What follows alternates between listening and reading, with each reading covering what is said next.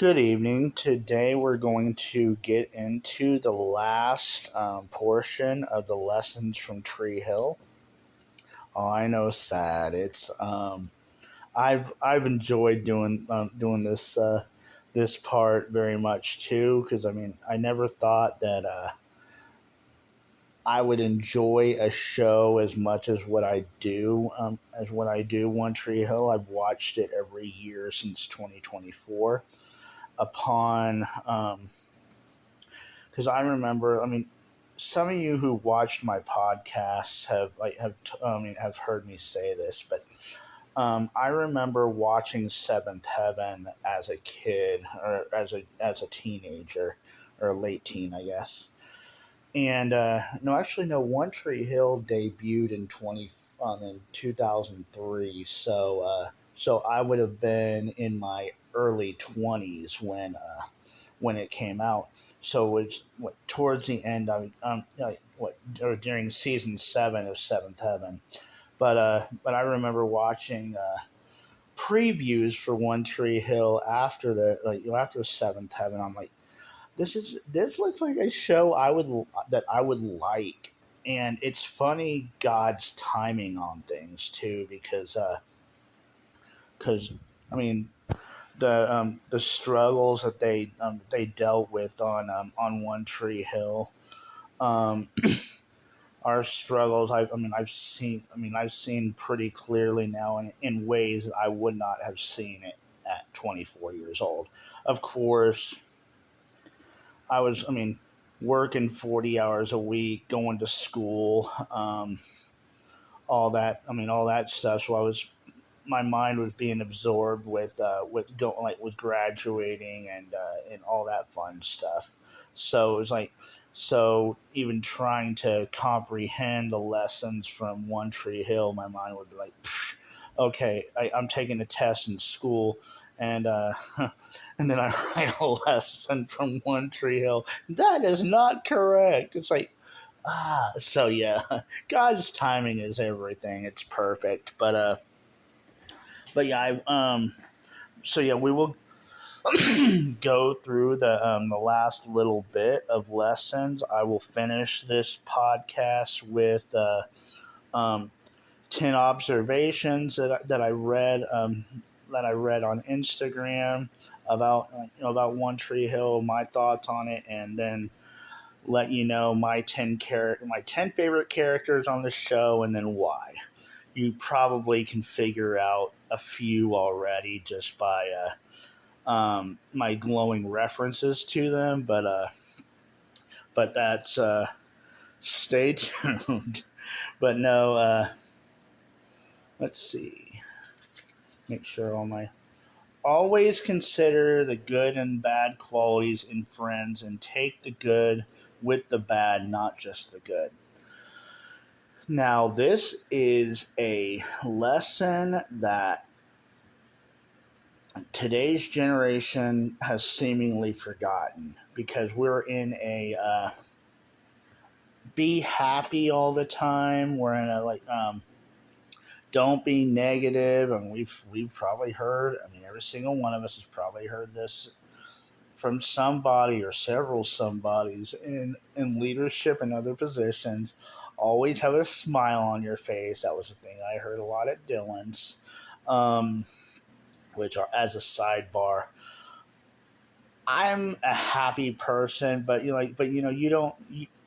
try to be as genuine as possible, even when you're working with people, because you don't want to have a fake person. Hi, how are you doing? Hi, how are you doing? Hi, how are you doing? And you sound like a robot. But no, you don't want that. But no. As a sidebar on that, when it comes to relationships, you have to you have to be able to consider the good and the bad, and that's how you get your circle of friends. You want people around you that you can trust, and they know they can trust you. Um, and even with your closest friendships, you gotta have people around you you're able to stick with them in good times and bad, and that's part of the marriage vows as well, and that's something that isn't taken as seriously as it used to be. But good times and bad is one. I mean, um, because we all have our ups and downs. I mean, life is full of that. It's being able to lift up your friend when they are down, just like they hopefully can lift you up when you are down. That's that's what really builds high quality friendships. But yeah, and let's see, men shouldn't have to abandon their calling to chase after a girl. She should help him, not hinder him.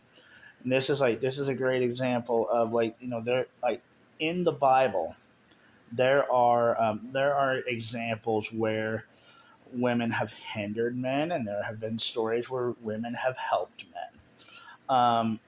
Esther and Ruth are two great examples of women who have been very helpful to their to their husbands and their families. But Delilah obviously was not with always trying to manipulate him to tell where his strength lies, so that way he could she can she can tear him down. So so yeah, it's like and really by definition, the Bible calls a woman a helpmeet. It's like she's to come alongside the man in his vision and support him in his, and then I mean, yeah, he'll help her with her vision, but if she supports him with with his vision first, he will naturally want to help with her vision. That's that's not my words. Don't shoot the messenger, but but that's just the truth. I wish there were more wives like Haley. Through the ups and downs, she was supportive and she was awesome. Now there were several instances though that I mean because Haley, I will tell you this: Haley was one of my favorite characters in One Tree Hill. Not my very favorite, but she was definitely one of my favorites because outside of her disobeying Nathan with Chris Keller, and pursuing her her music, that then I mean with him and creating the tension between her and him that time. The whole Nanny Carey looking at what when Nanny Carey kissed Nathan, and Nathan, you cannot tell by optics that Nathan did not kiss him back, or not kiss him back, yeah, kiss her back. But I mean, so by optics, you could understand where Haley was coming from. But when Nathan said, "Look, I did not kiss her back; she kissed me," um, it would have done her well to give him the benefit of the doubt on that, because that was the second time that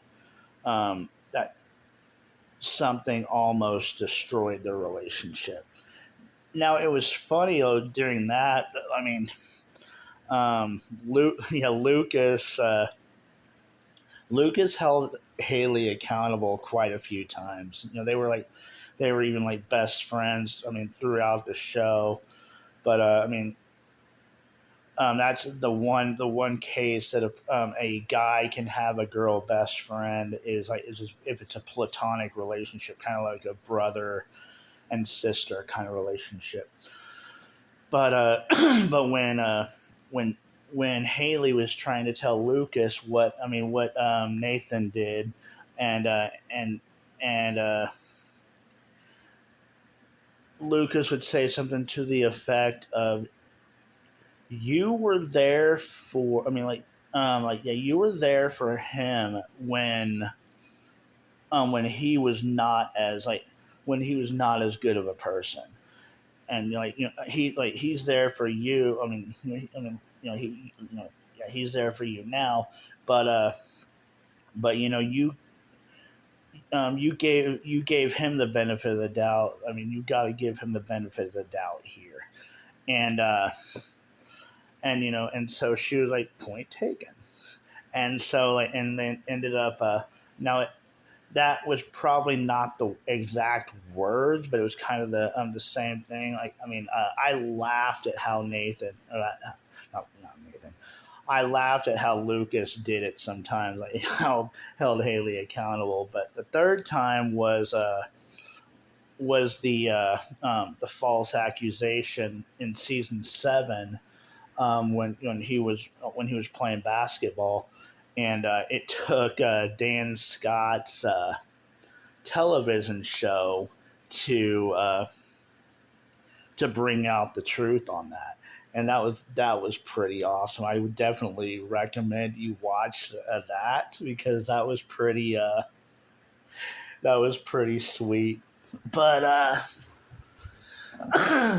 but yeah, through that, Nathan actually ended up having to say, look, if you don't believe me, then this relationship is pretty much done. And and it was like, he stood his ground, like, hey, I didn't do this, and if you can't support me through this, then well,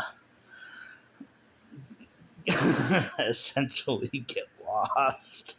Not in that, like, no, I probably wouldn't recommend saying that to anyone, but that's essentially the message that he said.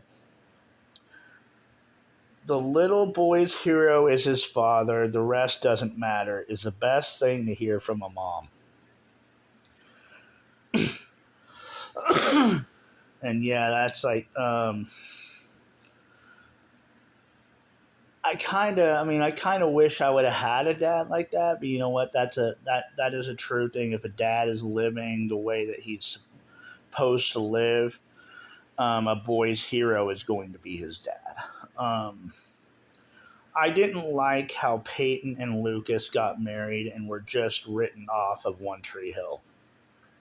Would have loved to see their marriage storyline develop, as well as Nathan and Lucas's relationship.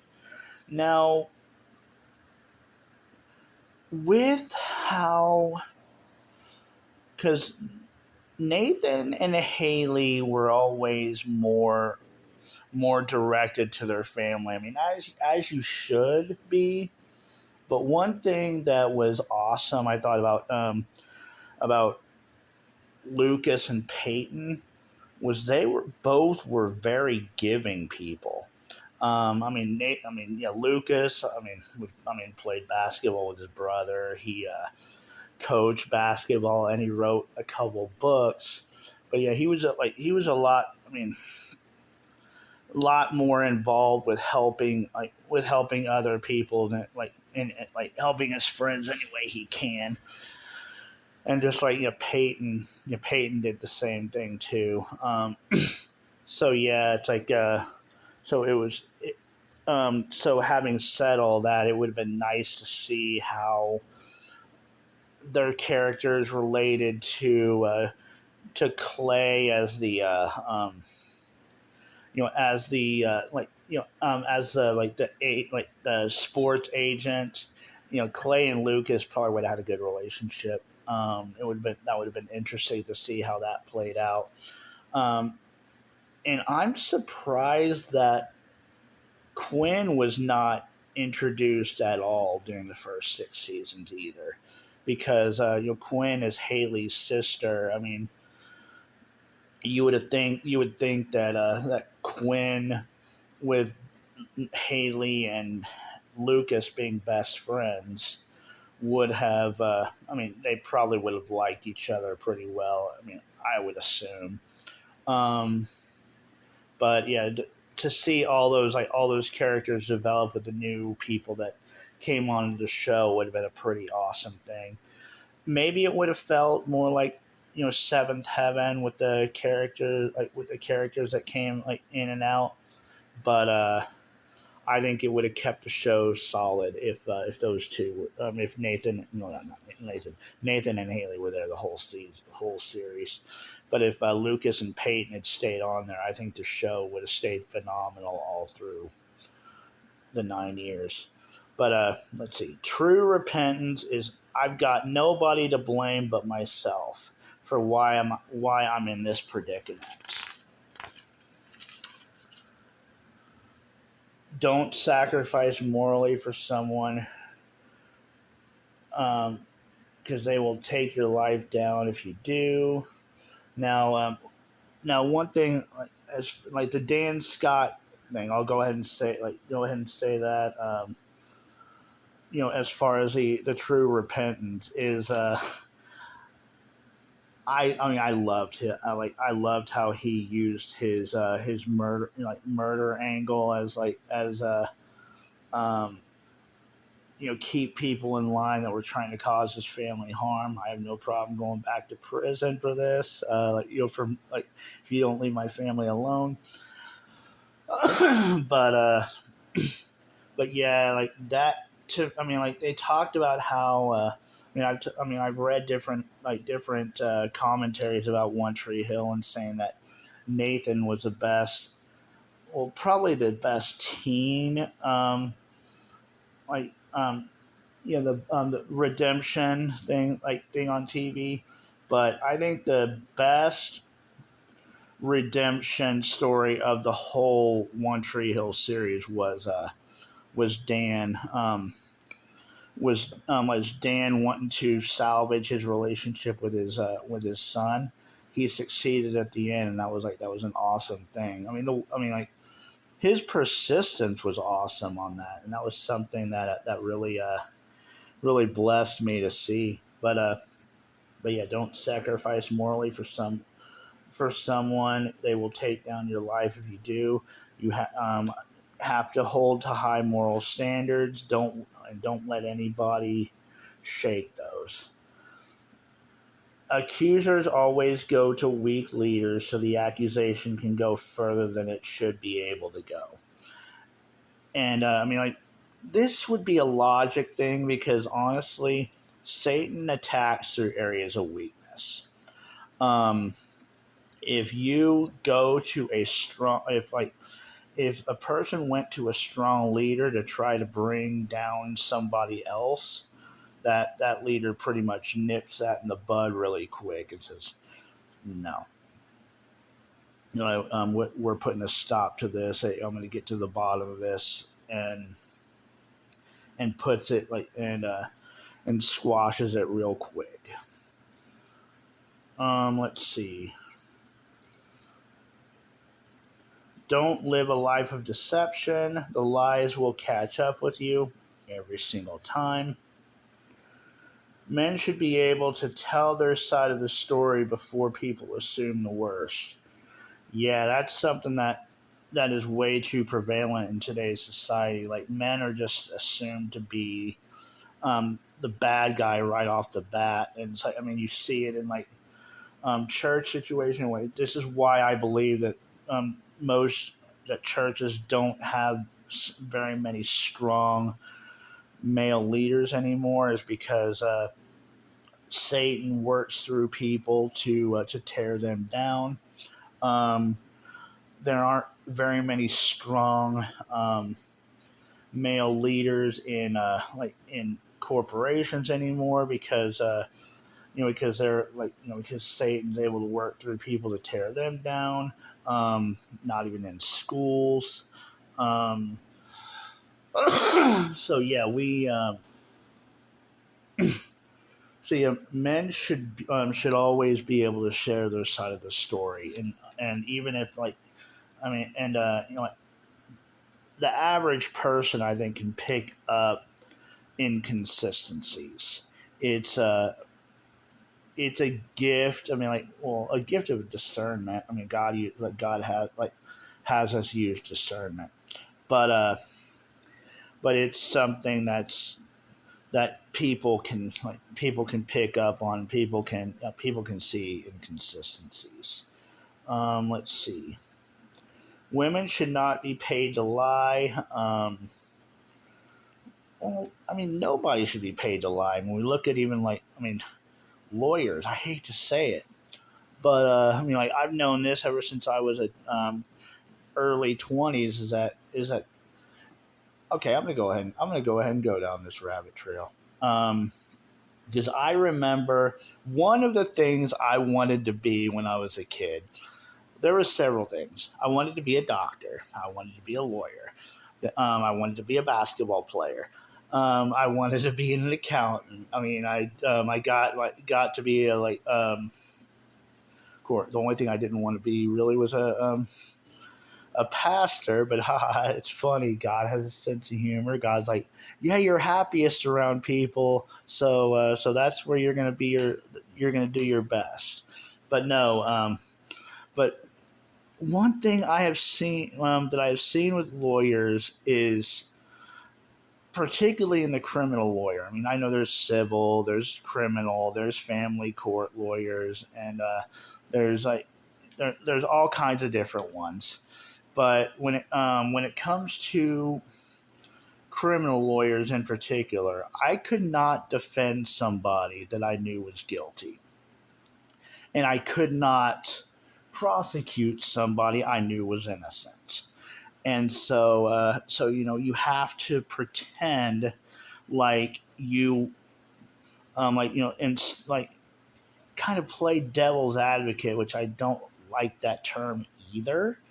Um, and so really, it's like, so yeah, they, in a lot of ways, like they're paid to lie, even if the lying isn't direct, whether or not you're telling the truth, it's living a lie. Um, and so yeah, nobody should be paid to lie. It's kind of like there's um, a line from this song, "Broken" by Scott Stapp. There is a question I want to understand. Why can't everyone tell the truth and learn to learn to love again? And it's like, and yeah, even in like, if everyone cared, if everyone loved and nobody lied, if everyone shared and swallowed their pride, we'd see the day where nobody died. And but yeah, it's like, nobody should be paid to lie.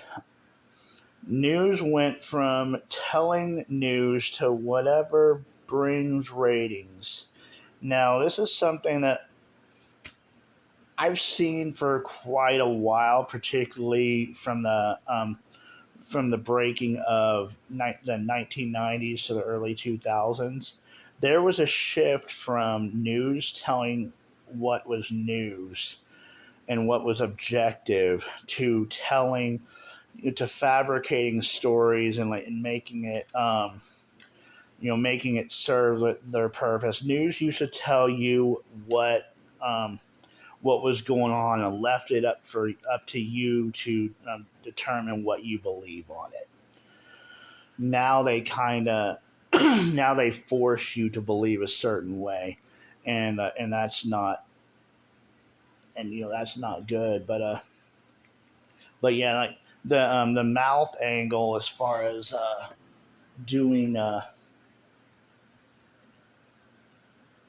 his sports casting kind of showed that too, because the news wanted him to turn on his friend and embarrass his friend in front of the whole local audience. And Mouth is definitely very underrated when it comes to that goes, because he would not do it. He said no. It's like, my loyalty to my loyalty to my friend is way more important than my job. And that was a pretty honorable thing to see. And that, it's good. I mean, it's good when we find friends like that that their like loyalty to their friend is more important than than doing a job in which they have to um, make their friend look bad. 'Cause the problem is when you do that. Yes, you tell the truth is good. You can tell the truth without making them look horrible. But but like when you make a friend look bad and you embarrass them in front of everybody who watches it, relationships can't recover from that usually. Now, only by the grace of God can they, but most of the time when the story is broadcast to tear a person down, they don't recover from that. The friendship doesn't. Let's see. Fighting back inspires people. Now, like it inspires people when you're able to bounce back from from setbacks. I mean, if you've lost faith in me, all the money in the world isn't going to fix it, and and that's basic. I mean, it goes along the lines of the same thing of you know if you don't trust a person, money is not going to fix it. We have a problem in our society and throwing money at situations. It doesn't work. It doesn't fix the issue. Um, let's see what else. Sometimes the truth is all we have.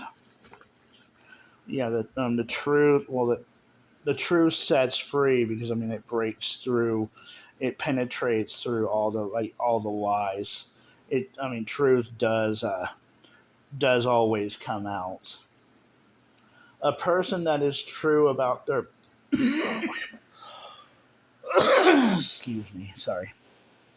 A person that is true about their past is the biggest threat to those who aren't true about theirs.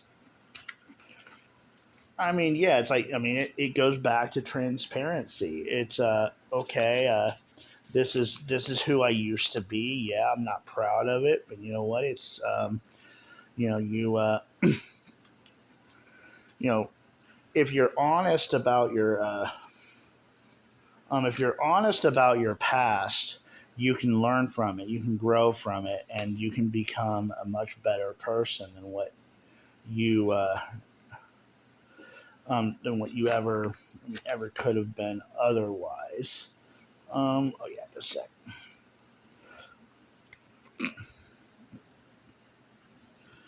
You must test the evidence to know whether something is true. Now, this is something that like the Berean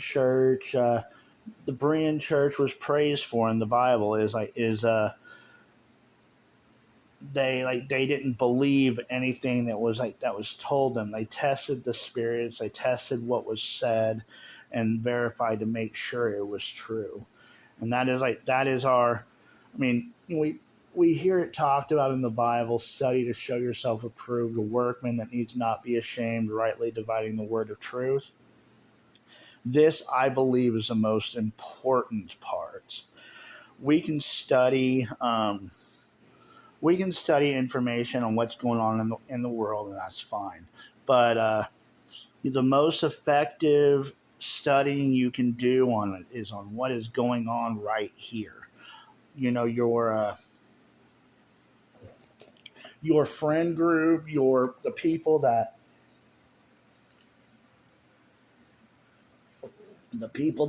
God stewarded you to um, and protecting that relationship is way more important than finding out whether or not President Trump is doing what you want him to do or not. Um, the life that you are called to change is right here where you are at. That's why you're here where you're at. Um, we're not victims. We are assassins when it comes to love and happiness. Now,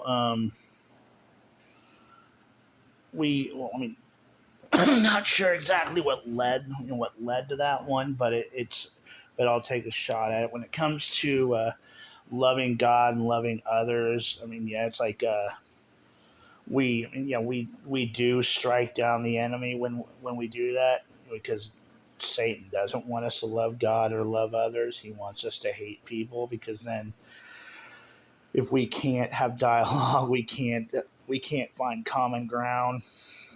We don't find value in everybody that we come in contact with. They are looked at more as an adversary, and that's not a good thing.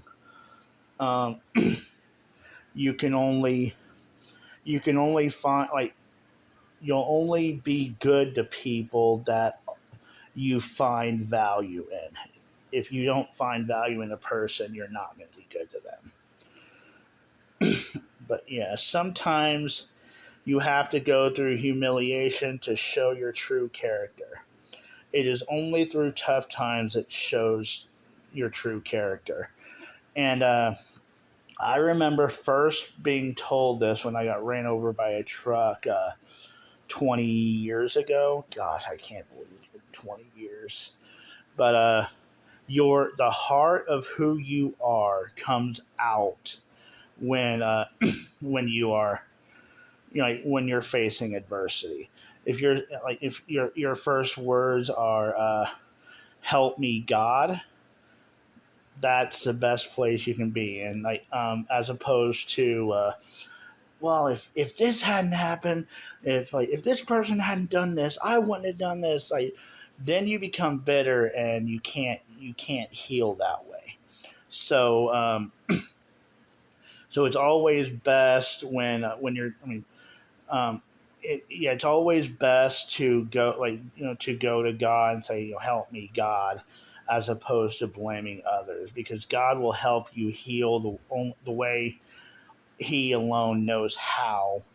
Um, when you turn to Him, it's never a good idea to blame others, because you can't. The serenity prayer.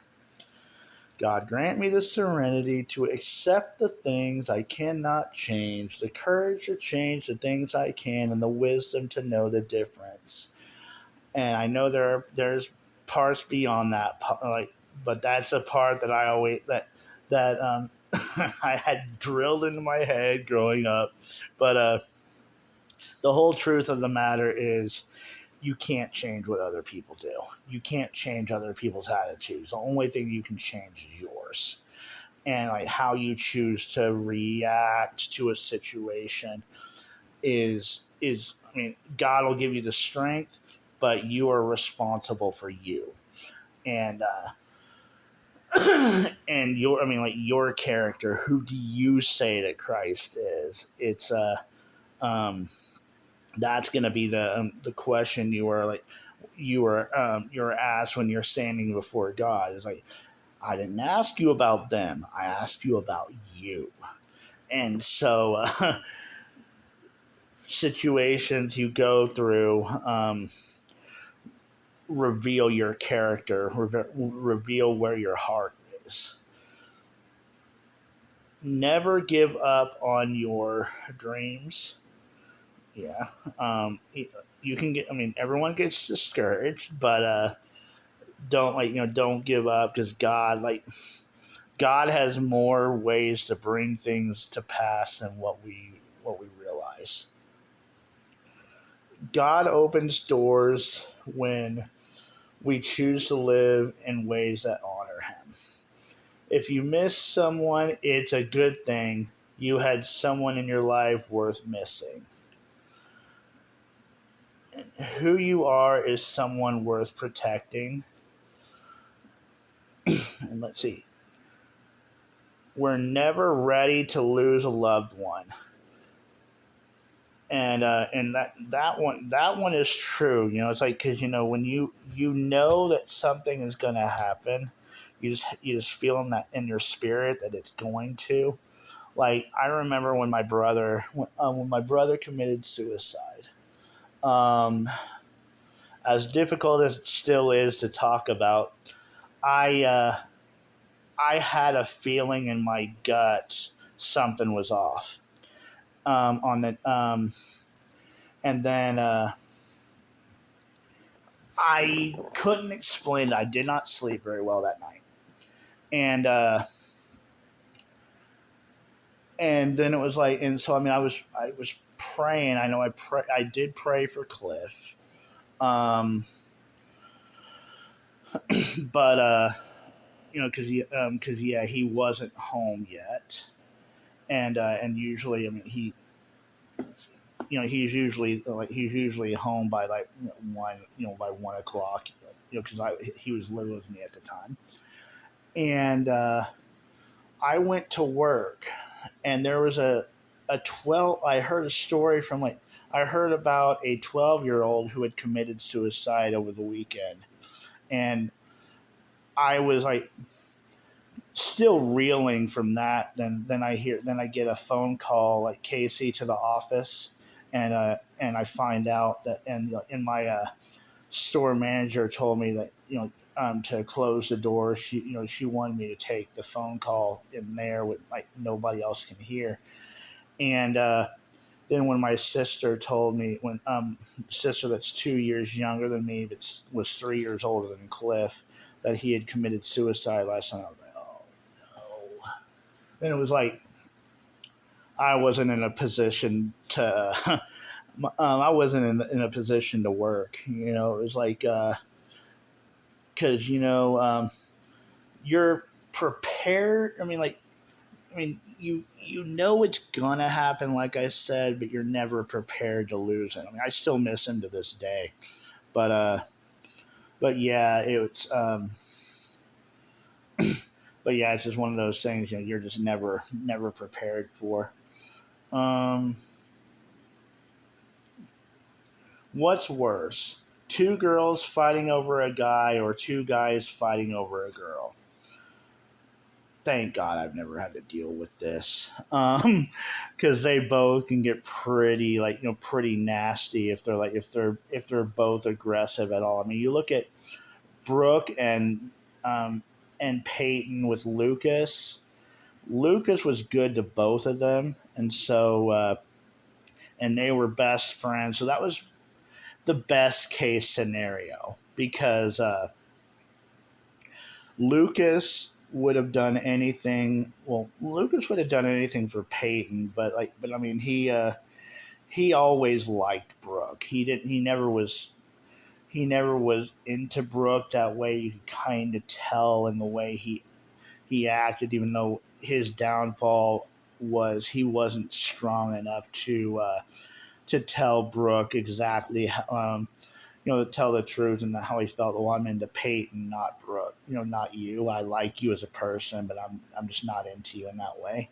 I'm sure Brooke probably would have understood, but yeah, it was one of those. I mean, even if she had flew off the handle, that wouldn't have been on him. That would, like, just been like, what, you want me to tell you the truth, but that case was as good of a situation as it could have been. Um, you don't want, as a guy, you do not want two girls fighting over you, and you don't want to have to. I mean, fight. Choose. I mean, you don't want to choose between two, obviously, because it's difficult. But as Lucas kind of showed, but yeah, you don't. And two guys fighting over a girl, that's not good either. Because one ends up where two people could end up in the hospital or possibly even dead. Um, the other case, if they're both aggressive, is they could both not speak to each other again because of their rivalry fight. It's just not a good idea to fight over a person because they're going to choose who they're going to choose regardless. So you can do everything that you can, believe that you were the better choice all you want, but at the end of the day, they're going to choose who they're going to choose. So it's never a good idea to for a guy to fight over a girl, or a girl to fight over, or a girl to fight over a guy. Um, we're all crazy. Some just hide it better than others. Yeah. I'm not talking the bad crazy. The we're all weird. It's like it's fine. Like there's no such thing as normal. We're all afraid. Some hide it better than others. Yep. You never know when things will turn around. The one thing I like most about Nathan is he chose family over his career. His priorities stayed straight no matter how much success he had. And that was something that was a growth of him as a character. Is he and he even told Haley this back in what was it, season 4, when he was dealing with the bookies. If I don't end up, if I don't have if I don't fulfill my dreams of being in basketball, would that still be good with you? And she's like, yeah, absolutely. And so he prioritized his family over his career, which was an awesome thing. And I think Haley, as the leader of the family, Haley followed suit, and that was a pretty awesome thing. Let's see. All you really own in this world is your integrity. Once you give it up, you cannot buy it back. I would go as far as to say once you lose your integrity, you don't get it back, because you know what does it profit a man to gain the whole world and lose their soul? A person's integrity I mean, is the biggest. Yeah, it's the biggest asset they have. Don't give it up for don't give it up for anybody. And so yeah, I'm laughing because there's a quote that I've also heard that is not suitable for kids. I'm like, yeah, well, I'll spare that. If they ask in private, maybe not. It's essentially about keeping your word, and that's part of your integrity. But yeah, truth's always worth hearing. Sometimes the hardest things are the most rewarding. Yeah. True repentance is being able through experience to help people see why making the same decision they did is a foolish choice. Ooh. Um, I'm getting goosebumps just thinking about this because um, Quinn had um, a like how do I describe that? How do I describe the girl? Because the girl, okay, Clay initially was an agent, and so he saw this girl playing tennis, and he used his gut, did not want to sign her, and so this girl turned into psycho stalker because she's looked up everything about Clay and his ex, and made herself look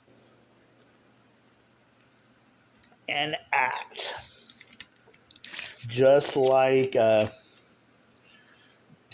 Clay's ex, and followed her, followed them, and I think that season 7 ended in with her shooting,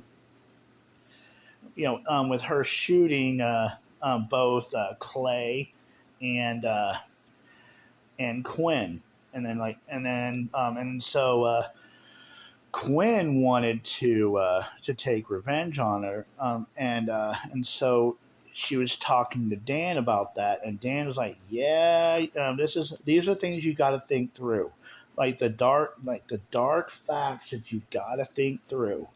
And and basically trying to tell her that, yeah, this isn't a good idea. And so that, that was like, his repentance, part of that too. And it was like, he did a, I mean, again, Dan did a phenomenal job with that. But yeah, it was like, but I mean, I got goosebumps just seeing that too, because I'm like, watching how far he had come. Because when you watch a show and you really identify with it, you kind of feel like you are growing with them as well. But the world needs all the heroes it can get, and just because everyone has an unfavorable view of a person doesn't mean you should take the, that you should take the time to get to know the person. They may surprise you, Mr. Kellerman. Now, I did not like Mr. Kellerman. Was it August Kellerman when he was first introduced? But when you saw his story, and that he was not trying to be a jerk. He was like, he was trying to bring out the best in everybody and trying to get people to think outside the box and not just what is, what is that? I mean, the easy answer. And you started to see that what he was doing what a good teacher would do. And it was like, and so yeah, I mean, like, so when you see that, you kind of learn to identify it better. It's like, um, yeah, it gets to, watching them, asking questions, and not assuming, which is, I mean, it's hard to do. And there comes a time where God does punish a person for holding on to bitterness about how the person used to be, when the person has shown consistently that they have changed for the better. Now, one thing, I am a firm believer that the reason Nathan got that Nathan got caught into the into being, like, being held hostage or whatever by the by those people in season 9, was a result of him not forgiving his father. I mean, that was probably what, about a decade after, roughly a decade, because the murdering Keith was in season 3, which was their senior year, and and so so it was like, so he still did not forgive about that, and then that ended up being leading to why he got caught. And ironically, his dad was the one that saved him. And that helped him to, to bring peace, to bring peace to that relationship. But yeah, God does give grace when it comes to people that hurt you. But the grace is not so you can just run and live and just hold on to bitterness and not forgive, because God does say, if you don't I mean, well, Jesus, God, Jesus is God too, but yeah, it's like, if you don't forgive men their trespasses, neither will God forgive you yours. And there it is again. So you can't be a follower of Christ if you don't have forgiveness, mercy, and grace. So yeah, it's like, there is a point where God says, you know what, you don't forgive, these consequences are going to come on you. Now, what is that timeline? I don't know if there is a timetable, but but in your walk with God, he will show you. Now the One Tree Hill takes, and then my favorite characters.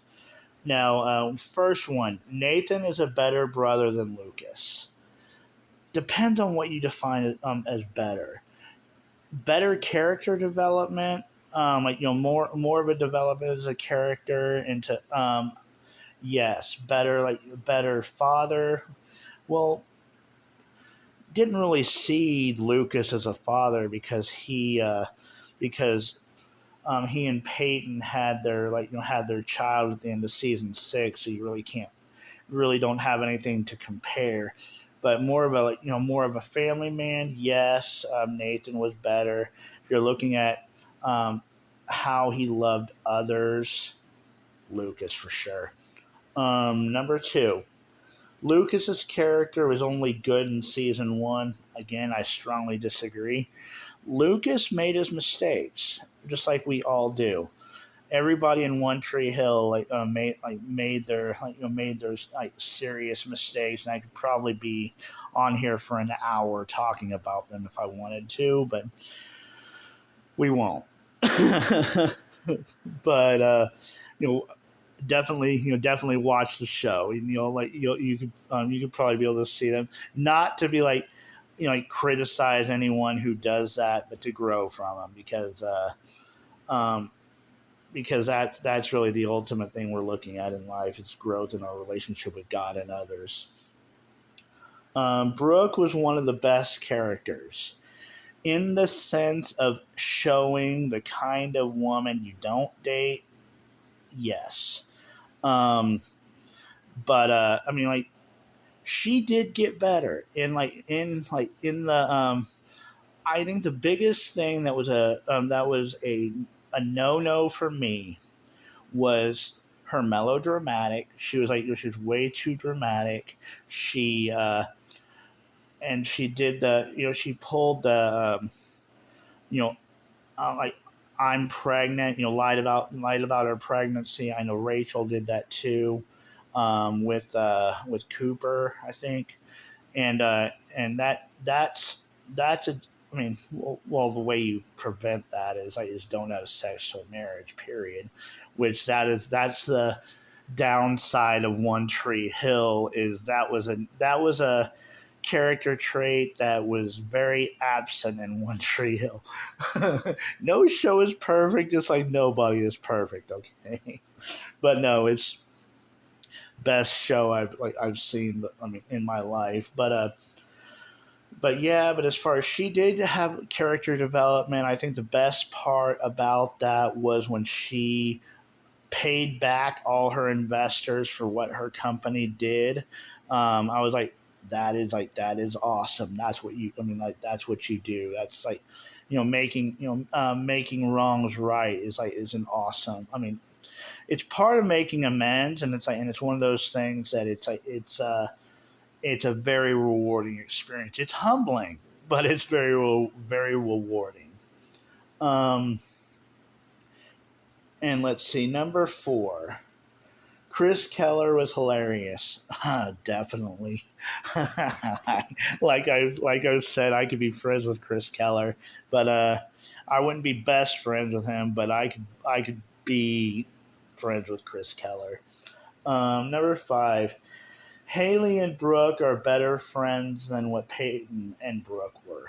Yep, I don't without question. Haley and Lucas were the moral compasses of the show. Mouth was pretty solid behind the scenes, and so was Skills. But yeah, I think Haley and Lucas were the moral compasses of the show. And so yeah, everything that Haley and Lucas touched became better. Brooke became better because of both of them. So did Nathan. And so without a shadow of a doubt, Haley and Brooke were better friends than Peyton and Brooke. Keith's death was unnecessary. I disagree on that because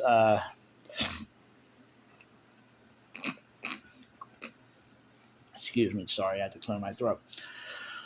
Um, Sometimes there are some situations in life where a person has to commit the crime that they were going to commit before they hit their rock bottom and change. Ideally, it shouldn't be that way, but in some cases it is. If a person has such intense jealousy, they do a lot of times have to be removed from the situation before they can change, because seeing that person just adds more internal rage, and they to the point where they can't handle it. So there are people that God has to take out of your lives, which, as painful as it is, he has his reasons, and he knows best. But as a result of that, though, Dan turned his life around. Um, Lucas and Brooke were better than Lucas and Peyton. No. Um, they had some funny moments. I mean, like the whole, the whole you can't you can't date um, you can't date one person. I mean, you shouldn't date two partners at once. You should only be exclusive to one person. Like, if you're dating somebody, you should not have another person on the side as a backup plan. That will always backfire. But like, but one of the things, my favorite quote I think from that was when Brooke asked when Brooke asked, mentioned to Lucas about not being exclusive. It's like Lucas said something to the extent of, like, "You kiss someone else, someone else, I kiss you twice." You're like, what? It's like his point is, I'm going to be loyal to you, and that's an important thing. You should always be loyal to the person that you are with. But Lucas and Peyton were always, I mean, he was always more interested in her, and she was interested in him. Um, Too bad we didn't get to see more of that dynamic post marriage. But Lucas's mom made us angry. There was nothing about what Lucas's mom did that made me angrier than when she did not believe Lucas when Lucas told her about Dan murdering Keith, and she was willing to trust Dan, who didn't give a care about her or Lucas for 17 years, and she was willing to trust him over her son, who's been with her and loyal from the get go. And so that was the thing that made me the angriest at her. But after that, Lucas and his mom's relationship was never the same, because there are certain things that even parents' relationships with their kids, no matter how strong, cannot recover from. Which it goes along the lines of what I mentioned last week. Of a great example is of doing the wrong thing for the right reason is err on the side of backing your child, because then it's like then there's not tension when there's a situation that pops up that needs to be addressed again, because that relationship, that line of communication, stays open. Let's see, number 9, Jake and Peyton Endgame. I probably would have stopped watching One Tree Hill if that was the case. because both like that was a result of both people cheating on one another. I mean, the thing is, and we don't put two and two together a lot of times. And I'm going to hit an hour for the second straight week. But anyway, but no, we don't put two and two together a lot of times. You looked at Peyton's cheating and being with Jake was a result of Lucas choosing Brooke. The second time that Peyton cheated on Lucas, Lucas chose Lindsay, and so Peyton dated Julian. And so as one, and now there were other times, but those were the two big times. It's like you kind of saw that they were meant for each other because one person cheated after the other did, and so that's another.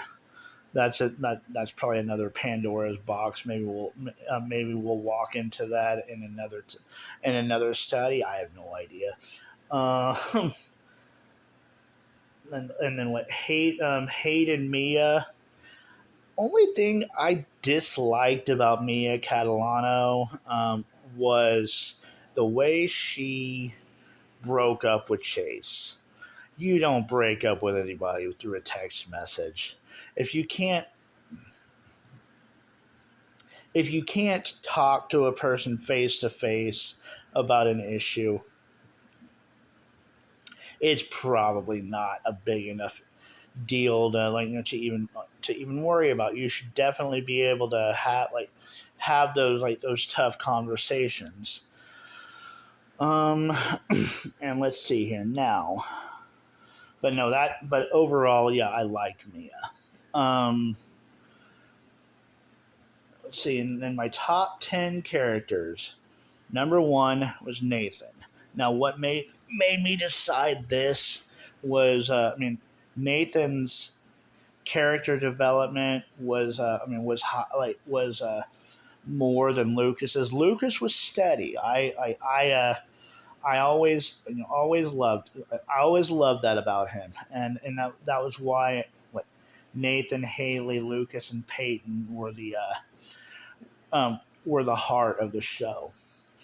But yeah, Nathan's character development was awesome. Any woman would love to have a husband like Nathan. Second was Lucas. Nobody was more loyal to their friends and people that they cared about than Lucas. Kind of reminded me of my brother. I was like, man, that's so much like Cliff. but yeah, the way that they interacted even through the whole show was awesome. I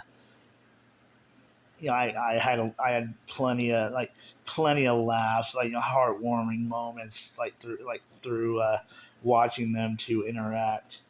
But and their walkie-talkie scene that was pretty cool.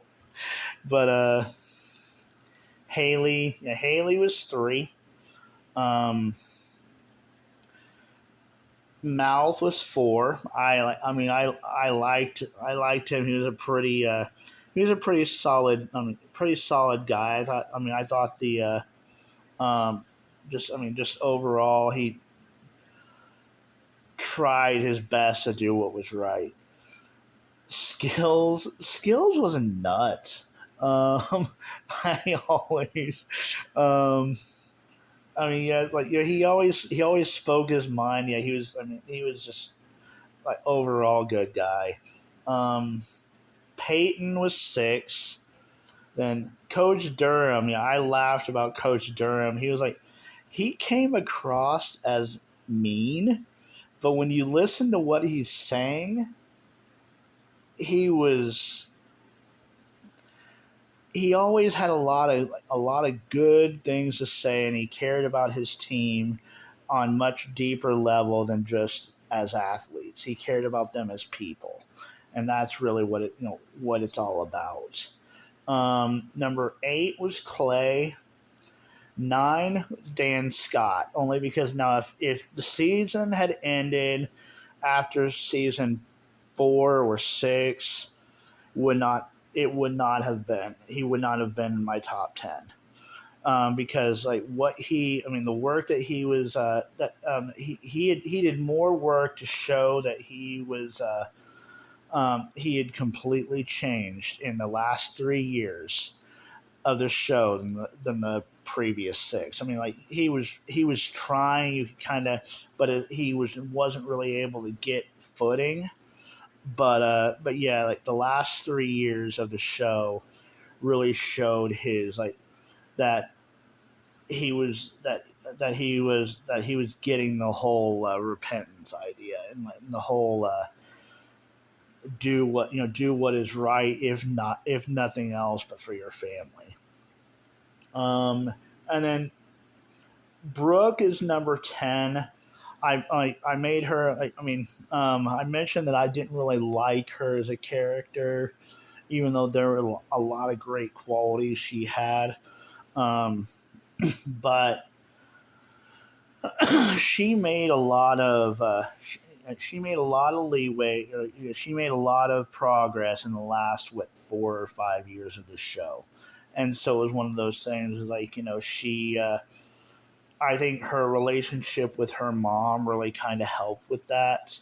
Um, it's like when you don't have a steady parent in your life that really cares, it does affect you. But yeah, so she made a lot of progress in the last several years to get on that. But that is it for the One Tree Hill um, mini series of my podcasts.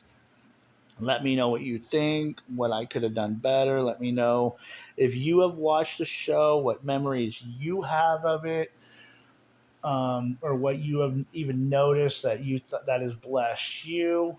Um, that is it. God bless, and I will see y'all next week.